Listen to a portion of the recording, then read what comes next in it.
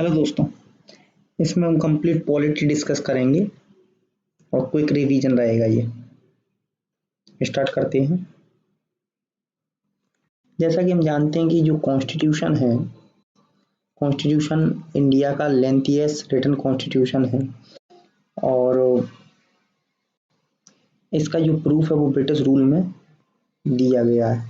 सबसे पहले 1940 में एम.एन. रे ने कॉन्स्टिट्यूशन असेंबली बनी थी। एम.एन. रे ने इसका जो सजेशन था वो 1934 में दिया था।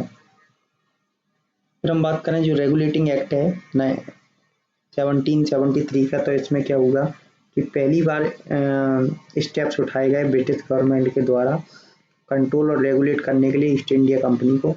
तो दूसरा काम इसमें ये हुआ कि इसमें जो गवर्नर था बंगाल का, उसको गवर्नर जनरल बना दिया गया और उसका जो एग्जीक्यूटिव काउंसिल थी इसमें 4 मेंबर थे, ठीक है, और जो कि गवर्नर जनरल को हेल्प करते थे। जो वारेन हेस्टिंग थे, वारेन हेस्टिंग पहले ऐसे गवर्नर थे जो बंगाल के गवर्नर थे, वारेन हेस्टिंग।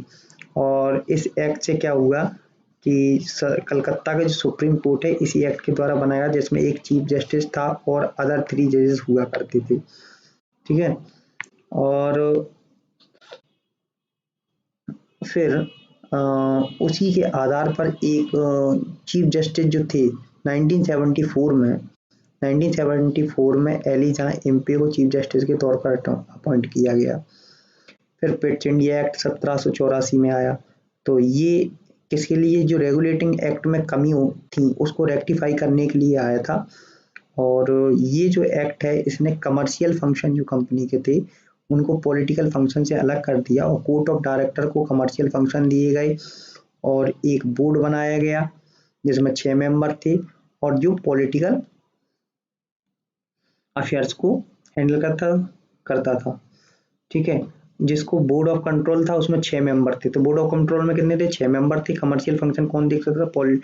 पॉलिटिकल फंक्शन और कमर्शियल फंक्शन को किस एक्ट के द्वारा सेपरेट किया गया? तो ये पिट्स इंडिया एक्ट है। कब आया? 1784 में आया। रेक्टिफाई क्या करने रेक्टिफाई, कौन से एक्ट को रेक्टिफाई करने के लिए? 1784 का एक्ट आया था रेगुलेटिंग एक्ट को रेक्टिफाई करने के लिए। नेक्स्ट चार्टर एक्ट की हम बात करें तो चार्टर एक्ट 1813, नेक्स्ट जो एक्ट था वो चार्टर एक्ट 1813 आया।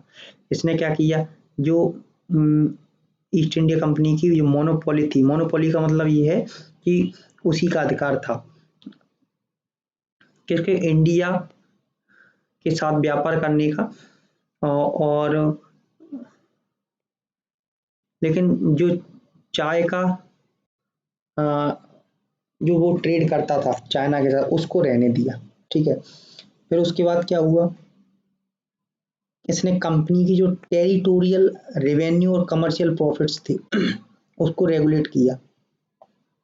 और इसने क्या किया, इस एक्ट के अकॉर्डिंग क्या हुआ कि ये जो टेरिटोरियल और कमर्शियल अकाउंट थे उनको अलग अलग कर दिया गया। तो किस एक्ट के तहत कमर्शियल और टेरिटोरियल अकाउंट सेपरेट किए गए, अलग अलग किए गए कमर्शियल और टेरिटोरियल अकाउंट?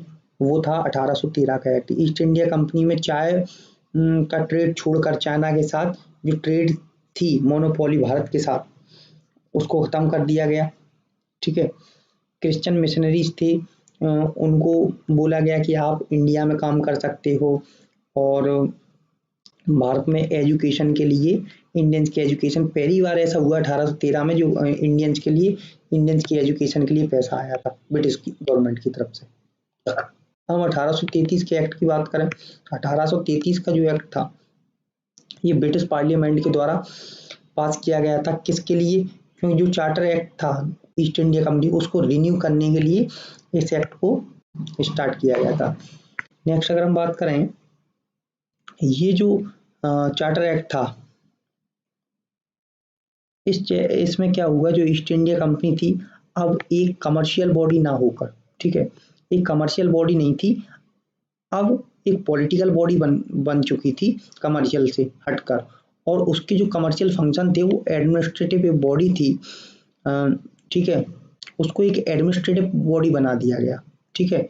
ब्रिटिश गवर्नमेंट के बिहाफ पर इसको एक एडमिनिस्ट्रेटिव बॉडी बनाया गया। गवर्नर जनरल था जो बंगाल का, उसको गवर्नर जनरल ऑफ भारत का गवर्नर जनरल कहने गए। ऐसे जो गवर्नर थे विलियम बेंटिंक थे, और पहले जो गवर्नर जनरल थे 1833 के एक्ट के द्वारा ही ये बनाए गए थे। उसी समय 1833 में लॉर्ड विलियम बेंटिंक बने गवर्नर जनरल भारत के।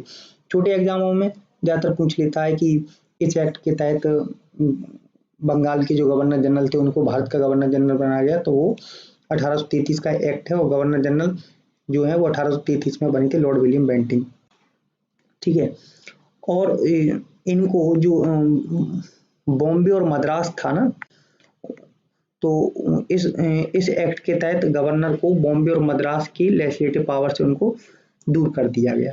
ठीक है, और सारे जो लेजिस्लेटिव पावर थे ब्रिटिश इंडिया वो किसके हाथ में थे?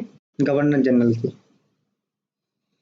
गवर्नर जनरल के हाथ में चले गए, क्योंकि बॉम्बे और मद्रास की जो पावर्स थी वो किसको दी गई? लॉर्ड विलियम बेंटिंक को दे दी गई। ठीक है, अब नेक्स्ट अगर हम बात करें कि ये जो मेंबर्स थी गवर्नर जनरल की काउंसिल में, उनको 4 कर दिया गया। ठीक है, एक नया लॉ मेंबर था जो गवर्नर जनरल की काउंसिल में ऐड किया गया, जिसको मैकाले था, और इसको 4th मेंबर कहा गया। नेक्स्ट हम बात करें 53 का एक्ट। 53 के एक्ट में क्या आया? ये जो चार्टर एक्ट था इसमें क्या आया? 1853 में ये आया था ओपन कंपटीशन सिविल सर्विस। तो ये बहुत इंपॉर्टेंट है, अपने मेनली जो सिविल सर्विस की तैयारी कर रहे हैं उन्हें पता होना चाहिए कि जो हम ओपन कंपटीशन सिविल सर्विस के लिए शुरू हुआ वो 1853 में ही हुआ था। ठीक है, इस एक्ट से क्या हुआ कि इस एक्ट ने क्या है, कोर्ट ऑफ जो डायरेक्टर्स थे उन्होंने एक नई प्रेसिडेंसी कोर्ट ऑफ डायरेक्टर को एम्पावर कर दिया कि वो एक नई प्रेसिडेंसी बना सकते हैं, किसके लिए? एक लेफ्टिनेंट गवर्नर को अपॉइंट करने के लिए। और जो कोर्ट ऑफ डायरेक्टर थे वो 18 से 24, तो ये भी क्वेश्चन पूछ सकता है किस एक्ट के तहत कोर्ट ऑफ डायरेक्टर को कम कर दिया गया, उनका नंबर से 18 से 24। और न्यू प्रेसिडेंसी कॉन्स्टिट्यूट करने के लिए कोर्ट ऑफ डायरेक्टर्स के द्वारा कब एम्पावर हुए वो लेफ्टिनेंट गवर्नर को अपॉइंट करने के लिए? तो ये 1853 में ही है। नेक्स्ट इसमें इम्पोर्टेंट ये है कि 6 मेंबर जो थे, 6 मेंबर लेजिस्लेटिव काउंसलर ऐड किए गए, और जिसमें 6 में से क्या थे, जो 4 थे ना वो प्रोविंशियल गवर्नमेंट के द्वारा थे। तो 6 मेंबर्स इसमें ऐड किए गए। कब किए गए? 1853 में किए गए। कोर्ट ऑफ डायरेक्टर्स को कब एम्पावर किया गया कि वो एक न्यू प्रेसिडेंसी अपॉइंट करें, लेफ्टिनेंट गवर्नर अपॉइंट कर सकें, तो वो 1853 है। कोर्ट ऑफ डायरेक्टर्स का नंबर किस एक्ट के तहत रिड्यूस किया? 1818 से 24 से 18 सॉरी 24 से 18 कर दिया गया। और open competition Indian civil service के लिए 1853 में है। तो ये बहुत इंपॉर्टेंट है कि 1853 से ही ओपन कॉम्पिटिशन इंडियन के लिए रखा गया। अब और इससे भी एक महत्वपूर्ण एक्ट जो है, इम्पोर्टेंट एक्ट है, वो है 1858 का एक्ट। ठीक है, क्या था कि जो 1857 में रिवॉल्ट हुआ। ठीक है, 1857 की जो क्रांति थी, जो रिवॉल्ट था, उसने क्या किया कि ईस्ट इंडिया कंपनी का जो विश्वास था इंडियंस पर वो उठ गया। ठीक है, with all the powers of the administration of Indian territory has been taken to British Crown in its hand। क्योंकि ईस्ट इंडिया कंपनी का पर से ब्रिटिश क्राउन का विश्वास उठ गया, और उसने सारी पावर्स 1857 के बाद अपनी हाथों में ले ली। किसने? ब्रिटिश क्राउन ने। ठीक है, इसमें मेजर प्रोविजंस क्या थे? इसमें जो गवर्नर जनरल था वायसराय, ठीक है, तो गवर्नर जनरल को वायसराय बनाया गया, और वायसराय क्या करता था? ब्रिटिश क्राउन को रिप्रेजेंट, मतलब कहने का मतलब ये था कि पहले तो ईस्ट इंडिया कंपनी सब कुछ देख रही थी, कमर्शियल फंक्शंस भी देख रही थी, पॉलिटिकल एडमिनिस्ट्रेटिव फंक्शन भी देख रही थी, सब कुछ ईस्ट इंडिया कंपनी।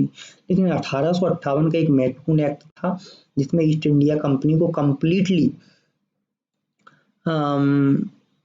पावर से विहीन कर दिया गया, और उसकी पावर से ले ली गई, और ब्रिटिश क्राउन ने डायरेक्ट अपने हाथ में सत्ता ली। और सत्ता ली तो सबसे पहले उसने गवर्नर जनरल का नाम बदल दिया, उसको वायसराय कर दिया, और ब्रिटिश क्राउन को जो रिप्रेजेंट करता था। लॉर्ड कैनिंग ऐसे पहले वायसराय थे जो गवर्नर जनरल से वायसराय बनी। ठीक है, और इसमें एक सेक्रेटरी ऑफ स्टेट आया